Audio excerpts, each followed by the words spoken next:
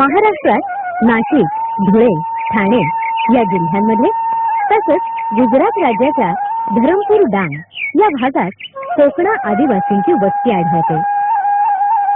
या स्त्रिया हातामध्ये कंकण घालतात, त्यावरून कोकणा हे नाव पडलं. त्यांना कोकणी किंवा कोकणा असं सुद्धा म्हणतात. इतर जमातींप्रमाणे यांच्यामध्ये उपजमाती नाहीत.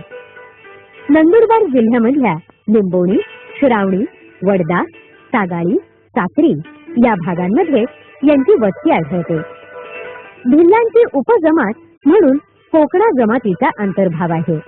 त्यांनी आपली कोकणा संस्कृती स्वतंत्रपणे जोपासली आहे. कोकणांची वस्ती लहान सहान गावातून पाड्यांमधून असते. आपल्या कोकणी भाषेबरोबरच ते मराठी आणि हिंदी भाषा सुद्धा बोलतात. बऱ्याच कोकणी गाव आहेत, त्यामुळे श्रावणी, निंबोनी, सही, सागाडी, दिसाहत आम्ही कोकणी भाषा बरोबरच त्यांनी हिंदी बोलज मला समाजनी करता खूप सेवा करानी है. त्यांची घरं चौकोनी किंवा आयताकृती असतात. घर 9 खांबांचं असून ते 3 रांगांमध्ये असतात. खंबानी हा पूर्वेकडे तोंड करून रोवतात आणि त्यानंतर पूजा करून घर बांधणीला सुरुवात करतात. घराचा मालक आणि पुजारा त्यांची पूजा करून खांबावर नारळ बांधतात आणि नंतर घर पूर्ण केलं जातं. उंबरठ्याचीही पूजा केली जाते. कोकणा घर दगडी ओट्यावर बांधणं पसंत करतात. घराला 2 ते 3 दरवाजे असतात.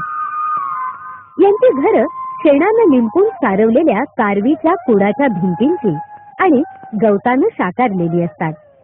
काही घरं विटांची सुद्धा असतात. घराचे 2 भाग असतात. एक भाग स्वयंपाकघर आणि माणसांच्या राहण्यासाठी असतो, तर दुसऱ्या भागाचा वापर गाय आणि बैल बांधण्याच्या गोठ्यासाठी केला जातो.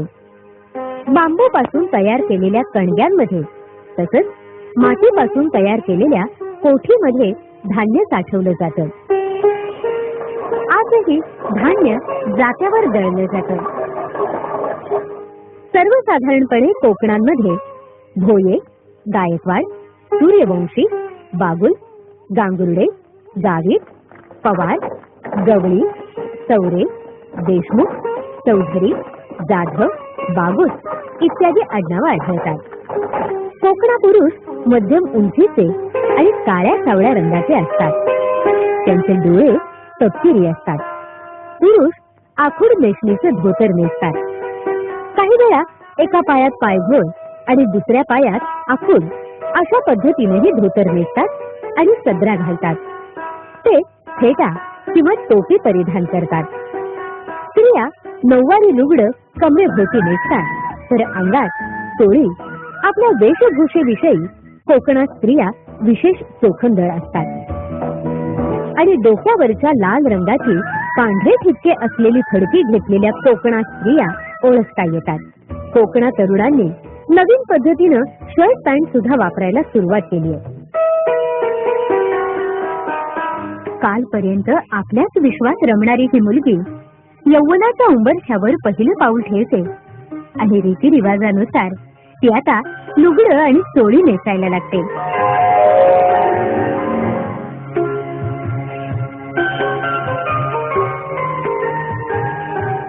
एकत्रित आणि विभक्त अशा दोन्ही कुटुंब पद्धती अस्तित्वात आहेत. गावामध्ये सगळे सण एकत्रितपणे साजरे केले जातात, त्यामुळे त्यांच्यामध्ये एकोपा आणि बंधुभाव वाढीस लागतो. यांच्यामध्ये मुलाला पुसा आणि मुलीला पोसी असं म्हणतात.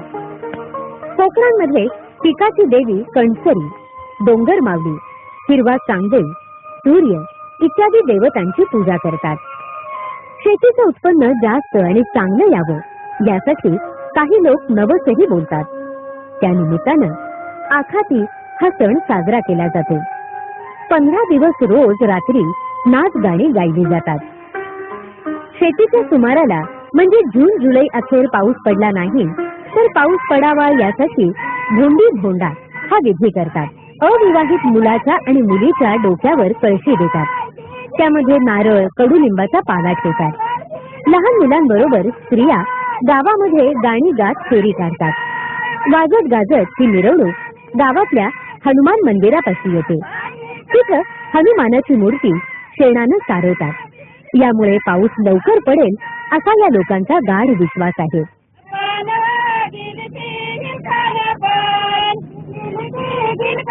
लोक पाणी शिंपडतात, भंडाऱ्यासाठी त्यांना धान्य आणि तांदूळ देतात आणि पाऊस पडल्यावर हनुमानाला आंघोळ घालण्याची पद्धत आहे। शेतावर काम करताना किंवा रात्री अपरात्री काम करताना प्राणी चावू नये, त्यापासून कुणालाही त्रास होऊ नये यासाठी भिंतीवर प्राण्यांची चित्र रेखाटली जातात। त्याला पाचेव असं म्हणतात। ही चित्र विंचू, नाग, साप यांची असतात। नागपंचमीच्या दरम्यान ही चित्र घराच्या भिंतींवर काढली जातात। काही लोक घराच्या दरवाजावरही अशी चित्र कोरतात। दागिन्यांनी स्वतःचं सौंदर्य खुलवणं ही तर स्त्री सुलभ भावना। कोकणात स्त्रियांच्या दाग दागिन्यांमध्ये पितळ आणि रुप्याबरोबरच चांदीचाही उपयोग आढळतो। स्त्रिया कानामध्ये बाया म्हणजे बाळी, नाकामध्ये नाक्या म्हणजे मोठी चमकी तर लहान चमकी म्हणजे फुली वापरतात। गळ्यामध्ये साखर म्हणजे साखळी तर हच्ची म्हणजे जाड कडी वापरतात। गोरखमणी म्हणजे मंगळसूत्र, त्या दंडामध्ये कडा, येई, गेल्या, मनगटामध्ये कांगण्या म्हणजे बांगड्या गोठ घालतात। पायामध्ये साक्या म्हणजे साखळी, केसाच्या भांगामध्ये कुंकवाचा वापर करतात। रंगीबेरंगी मण्यांच्या माळांची कोकणात स्त्रियांना फारच आवड आहे। कोकणा लोकांना गोंधळं हे आभूषणच घातल्यासारखं वाटतं। भात हे कोकणांचं मुख्य अन्न आहे। नाचणी, तूर, ज्वारी, उडीद, मूग, हरभरा तसंच पालेभाज्यांचा वापरही त्यांच्या जेवणामध्ये असतो। तिखटाचं प्रमाण खूपच आहे। अंडी, कोंबडी याबरोबरच मासेही त्यांच्या जेवणामध्ये असतात। आसू आणि सोक्या अशा जाळ्यांच्या साह्यानं ते मासे पकडतात। कोकणांचं उपजीविकेचं मुख्य साधन शेती हे आहे। काही लोक शेतमजुरीही करतात। उपजीविकेचं साधन म्हणून रोजगार हमी योजनेमध्ये सुद्धा ते काम करत असतात। आता आठवडा बाजारामध्ये ते आपल्या मालाची विक्री सुद्धा करायला लागले आहेत। काही कोकणा शासकीय कार्यालयांमध्ये तसंच खासगी कंपन्यांमध्येही काम करताना दिसतात। कोकणा समाज व्यवस्थेत एकपत्नीत्व हे अतिशय महत्वाचं मानतात, पण बहुपत्नीत्व हे सुद्धा या समाजाला मान्य आहे। विधवा विवाह या समाजामध्ये मान्यता पावलेला आहे। लग्न ठरल्यानंतर मुलाच्या आणि मुलीच्या घरी भिंतींवर चित्र काढली जातात। काही भाग सारवून त्याच्यावर हळद, कुंकू, अक्षता, काजळ, शेंदूर यांची बोटं उमटवली जातात आणि मग त्याची पूजा केली जाते। नंतर त्या भिंतीपाशी नवरा नवरीचे लग्नाचे कपडे, बस्ता, बाशिंग यांची पूजा केली जाते। सर्व लग्न कार्य अतिशय सुरळीत आणि व्यवस्थितपणे पार पडावं यासाठी ही पूजा असते। याला पितर देवा असं संबोधलं जाते। एका कुळामध्ये कोकणा लग्न करत नाहीत, तसंच जातीबाहेर सुद्धा लग्न करत नाहीत। नात्यातल्या म्हणजे मामाच्या मुलीला पहिली पसंती दिली जाते। मुलाकडून मुलीला देज अथवा गहाण म्हणजे हुंडा म्हणून पूर्वी 5-6 किलो गहू आणि 65 रुपये रोख दिले जात। लग्न ठरल्यावर तेल म्हणजे साखरपुडा केला जातो। लग्नाचा कार्यक्रम 3 दिवस चालतो। लग्नाचा मंडप जांभाच्या पानांनी सजवला जातो। यामध्ये मुलाच्या आणि मुलीकडच्या प्रत्येक 5-5 सवासणी म्हणजे कुमारिका गाणी गातात। मुलाच्या आणि मुलीच्या आपापल्या घरी हळदीचा कार्यक्रम होतो आणि यावेळी गाणीही गायली जातात।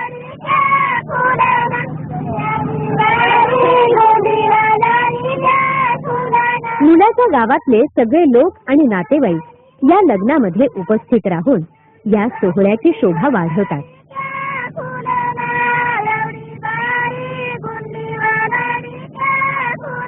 मुलगा पांढरे कपडे परिधान करतो तर मुलगी कासोट्याचं 9वारी लुगडं नेसते। लग्नाचा मुहूर्त सकाळी 11 ते दुपारी 1 वाजेपर्यंत शुभ समजला जातो। दिवा साक्षीला ठेवून भावी लग्न लावतो।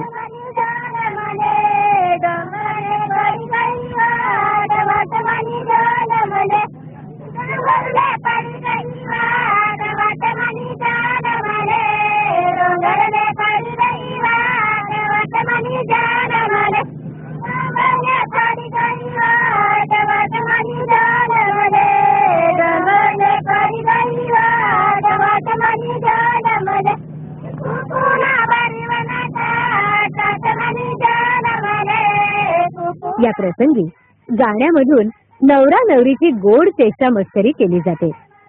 लग्न झाल्यानंतर हळद उतरवण्याचा आमूण हा विधी होतो. नवऱ्यानं नवरीच्या तर नवरीनं नवऱ्याच्या पाठीवर 5 वेळा लावल्यानंतर मंडपामध्ये त्यांना स्नान घातलं जातं.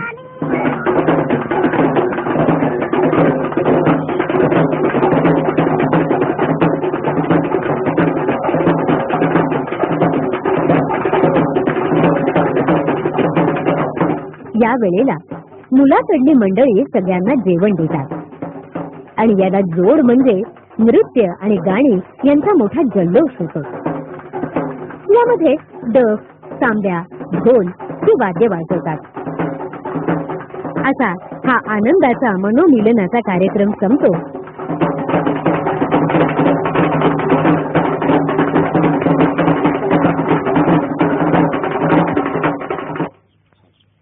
कोकणांमध्ये ढोल, तापरा आणि बोहाडा अशी नृत्य केली जातात.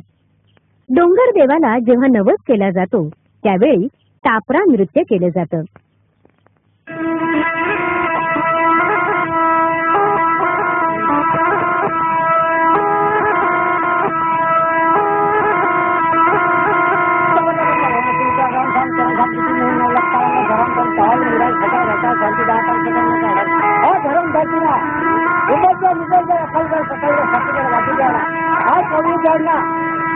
आज